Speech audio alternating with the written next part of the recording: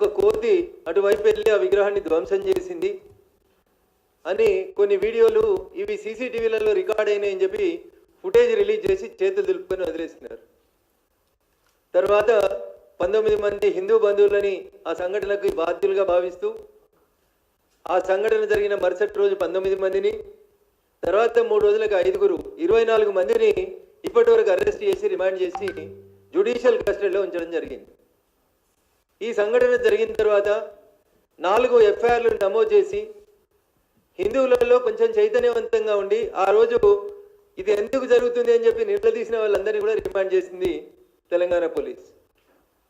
ఒక 4 ఎఫ్ఐఆర్లు నమోదు చేసిండ్రు.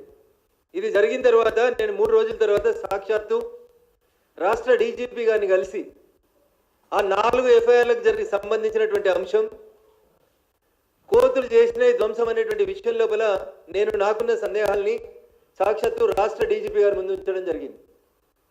అసలు మదర్సాలో ఎవరుంటున్నారు, మదర్సాల్లో ఉన్నటువంటి 70 మంది ఏ ప్రాంతానికి సంబంధించిన వాళ్ళు, వాళ్ళ తల్లిదండ్రుల ఐడెంటిటీ ఏంది, ఏ ఊరు నుంచి వచ్చినారు వాళ్ళు, మదర్సా ఏ రోజు స్థాపించినారు, మదర్సా స్థాపించడానికి ఏమైనా అనుమతులు తీసుకున్నారా, మదర్సాలో తెలంగాణ వాళ్ళు, జిన్నారం వాళ్ళు, మెదకోళ్ళు, మా బొల్లారం వాళ్ళు ఎవరైనా పిల్లలు ఉన్నారా, అసలు ఈ మదర్సా ఎవరి కోసం కట్టిండ్రు, ఏ దేశస్తుల కోసం కట్టిండ్రు, అట్లీస్ట్ తెలంగాణ వాళ్ళు కాకపోతే మా మెదకోళ్ళు కాకపోతే హైదరాబాద్ వాళ్ళు కాకపోతే ఇంకెవరైనా పక్కూరులో వచ్చిర్రా అనేది చూస్తే పోలీసులకి నేను కేటగారికల్గా డీజీపీ గారికి చాలా స్పష్టంగా చెప్పడం జరిగింది.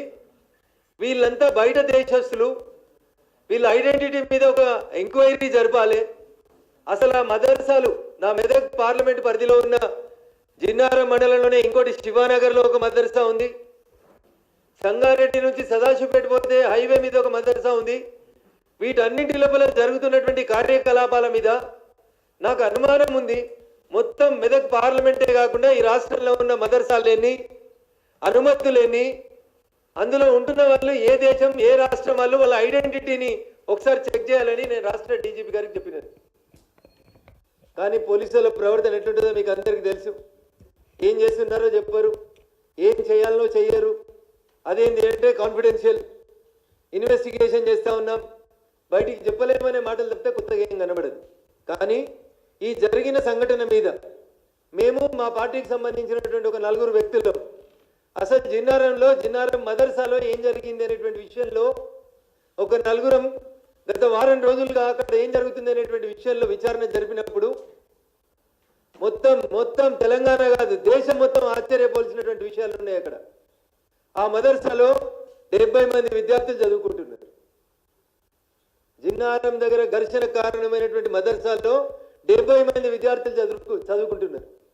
ఎక్కడోళ్ళు జిన్నారం వాళ్ళు, బొల్లారం వాళ్ళు, పటాన్చేరు వాళ్ళు, రామచంద్రపురం వాళ్ళు, సిద్దిపేట వాళ్ళు, ఇంకెవరో పక్కోళ్ళేమో అనుకున్నా నేను.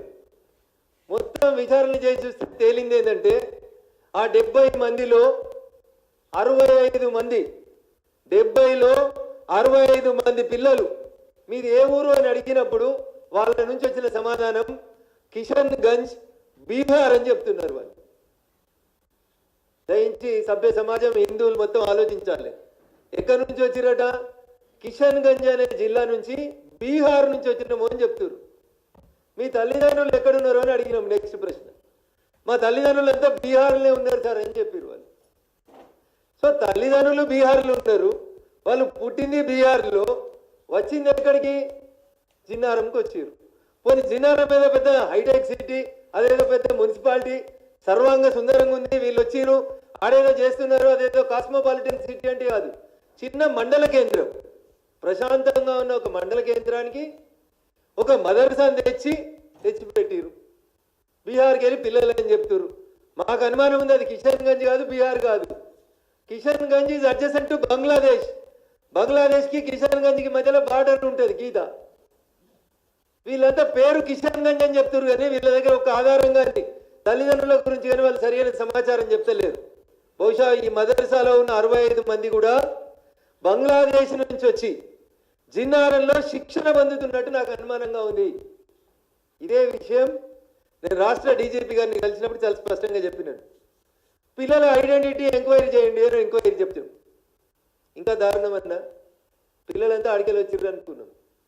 అసలు మదర్సా ఎవరు నడుపుతుర్రు, మదర్సాల చదువు చెప్పే సార్లు ఎవరు అనేది ఎంక్వైరీ చేసినాం. మదర్సాల చదువు చెప్పేందుకు వచ్చిన సార్లు కూడా మీది ఏ ఊరు అంటే మాది కిషన్ గంజ్ బీహార్ అని చెప్తున్నారు. వాళ్ళు దయించి ఆలోచించాలి మీడియా మిత్రులు కూడా. పిల్లలది కిషన్ గంజ్ బీహార్ అని చెప్తున్నారు. చదువు చెప్పే సార్లు పోని తెలంగాణలో ఎవరైనా ఉన్నారేమో, తెలంగాణలో ఎవరైనా దాతిస్తే మదర్సా కట్టి చదువు చెప్తుర్రేమో, తెలంగాణలో వెనుకబట్టే ముస్లిం బిడ్డలకి చదువు చెప్పేందుకు పెట్టిరేమో అనుకున్నాం.